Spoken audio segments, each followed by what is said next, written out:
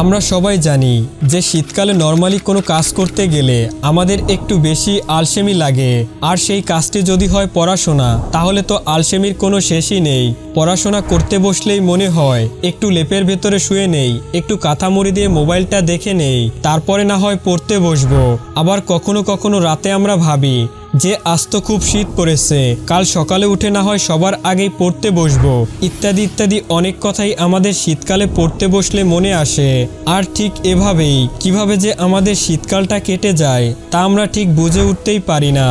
আর তাই আজকের এই ভিডিওটিতে আমি বলতে চলেছি এই সব থেকে বেরিয়ে এসে শীতকালে কিভাবে ভালো করে পড়াশোনা করা যায়, কিভাবে তুমি এই শীতকালে অধিক সময় পড়াশোনা করতে পারবে, ঠিক কিভাবে তুমি এই শীতকালে তোমার সঠিক পড়াশোনা রুটিন তৈরি করবে, তার কিছু টিপস অ্যান্ড ট্রিক্স এখন আমি তোমাদের সাথে শেয়ার করব, যাতে তুমি এই শীতকালের ফায়দাটা পুরোপুরি লুফে নিতে পারো। তবে হ্যাঁ, পয়েন্ট নাম্বার 4 কোনোভাবেই মিস করো না, যেটা তোমার পড়াশোনার স্পিডটাকে আরও দ্বিগুণ বাড়িয়ে দিবে। তো চলো আর দেরি নয়। পয়েন্ট নাম্বার 1, যথাসম্ভব তাড়াতাড়ি ঘুম থেকে ওঠা।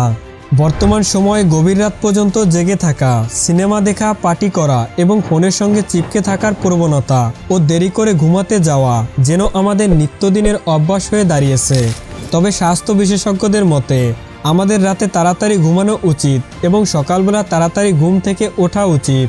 বর্তমান সময়ে আমাদের মনোযোগের গড় দৈর্ঘ্য 8.25 সেকেন্ড, কিন্তু বেশিরভাগ সময়ে আমরা 8 সেকেন্ড যেতে না যেতেই আমাদের মনোযোগ হারিয়ে ফেলি।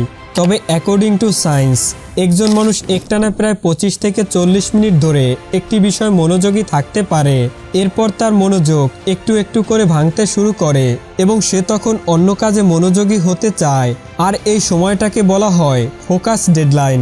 আর এই ফোকাস ডেডলাইন ভোরবেলা সব থেকে বেশি থাকে তোমার মধ্যে, ফলে তুমি যাই করো না কেন তাতে তোমার মনোযোগ 100% থাকবে।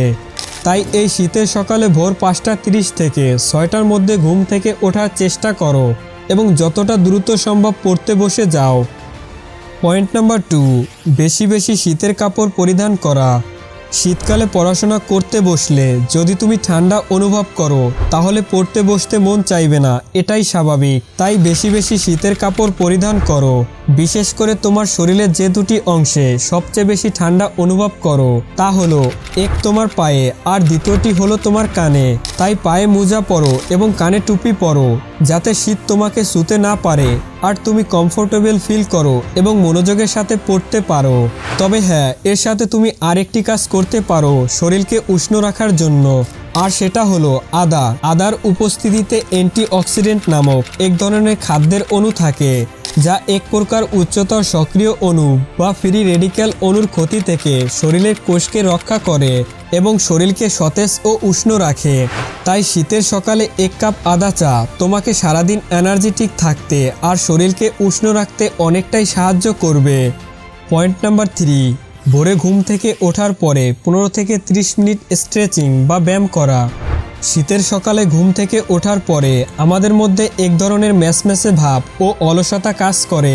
এটা শীতকালীন দৃষ্টিকোণ থেকে অত্যন্ত নর্মালি একটি ব্যাপার, যার ফলে আমাদের কোনো কাজেই মন বসে না, আর পড়া তো দূরের কথা, আর এটি তোমার সব কাজকে ধীর করে দেয়।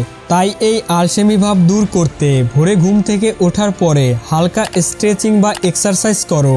তবে হ্যাঁ, এই শীতকালে বাইরে যেতে না পারলে ঘরোয়া কিছু ব্যায়াম করতে পারো, যেমন পুশ আপ করা, সিঁড়ি বেয়ে ওঠা, jumping Jack, squats, leg lift ইত্যাদি।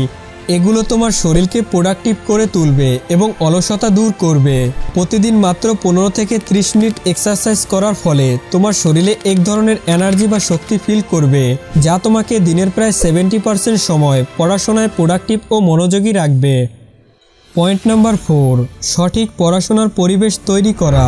তুমি মানো বা না মানো, তবে জেনে রাখো গরমের সময় না হোক কিন্তু শীতকালে তোমার পড়াশোনা ডিপেন্ড করে তুমি কী ধরনের পরিবেশে পড়ছো, অনেকটাই তার উপরে।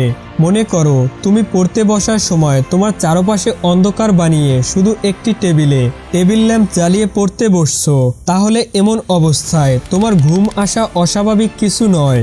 তাই যখনই তুমি পড়তে বসবে তখন তোমার আশেপাশে পর্যাপ্ত আলোর ব্যবস্থা রাখবে, ঘরের দরজা জানলা খুলে দিয়ে একটু প্রকৃতির বাতাস চলাচলের ব্যবস্থা রাখবে কারণ শীতের ঠান্ডা হাওয়া এবং ভোরের নির্মল পরিবেশ শরীরকে আরও চাঙ্গা করে তুলবে। শীতের বাতাস ও সূর্যের প্রথম আলো আমাদের মস্তিষ্কে ডোপামিন নিঃসরণ বাড়িয়ে দেয়, যা তোমার মনকে সতেজ ও ফ্রেশ রাখে এবং পড়াশোনায় মনোযোগ বাড়িয়ে তোলে। এছাড়া একাধিক গবেষণা থেকে জানা যায় যে ভোরবেলা উঠলে আমাদের ব্রেনের কার্যক্ষমতা বাড়ে। ভোরবেলায় আমাদের ব্রেন সবচেয়ে বেশি অ্যাক্টিভ থাকে এবং সৃজনশীল চিন্তাও আসে। তাই এই সময়টায় যদি তুমি পড়াশোনার কাজে লাগাতে পারো তাহলে তোমার মেধা বেড়ে যাবে, বুদ্ধিরও বিকাশ হবে। সুতরাং সবশেষে একটি কথাই বলবো, এখন তুমি তোমার মতো করে সুন্দর একটা পড়ার পরিবেশ অবশ্যই তৈরি করে নাও। পয়েন্ট নাম্বার 5, বিছানায় বা ঘুমানোর জায়গায় পড়তে না বসে চেয়ার টেবিলে পড়তে বসা। কারণ তুমি যখনই ঘুমানোর জায়গায় পড়তে বসবে তখন তোমার ব্রেনে এক ধরনের সিগন্যাল পৌঁছাবে যে তুমি মনে হয় এখন ঘুমাতে চাও। তাই তখন থেকে তোমার ব্রেন তোমার শরীরকে ঘুমানোর জন্য ফোর্স করতে থাকবে। তুমি তখন পড়াশোনায় মন তো বসাতেই পারবে না, আর কখন যে ঘুমিয়ে পড়বে তাও বুঝতে পারবে না। তাই অবশ্যই চেয়ার টেবিলে পড়তে বসার চেষ্টা করো। একটা কথা মনে রাখবে, এই শীতকালটা হলো তোমার জন্য একটি চ্যালেঞ্জিং সময়। তাই এই শীতের সময়টা যদি তুমি কম্বলের নিচে শুয়ে থেকে বরবাদ করো, নষ্ট করো, হাত পা গুটিয়ে বসে থাকো, তাহলে রেজাল্টের দিনে তুমিও হাত পা গুটিয়ে সবার পিছনেই পড়ে থাকবে। তবে হ্যাঁ, যদি তুমি এই প্রচন্ড শীতের মধ্যে নিজেকে প্রপারলি প্রস্তুত করতে পারো তাহলে ঠিকই তোমার রেজাল্ট বাকি 8-10 জন থেকে ভালোই আসবে। তো কে কে এই টিপসগুলো ফলো করছো বা করবে তারা অবশ্যই আমাকে কমেন্ট করে জানিয়ে দিও, কারণ তোমাদের এক একটি কমেন্ট আমাকে পার্সোনালি অনেক অনুপ্রাণিত করে। তো সবাই ভালো থাকো, দেখা হবে পরবর্তী ভিডিওতে নতুন কিছুর সাথে।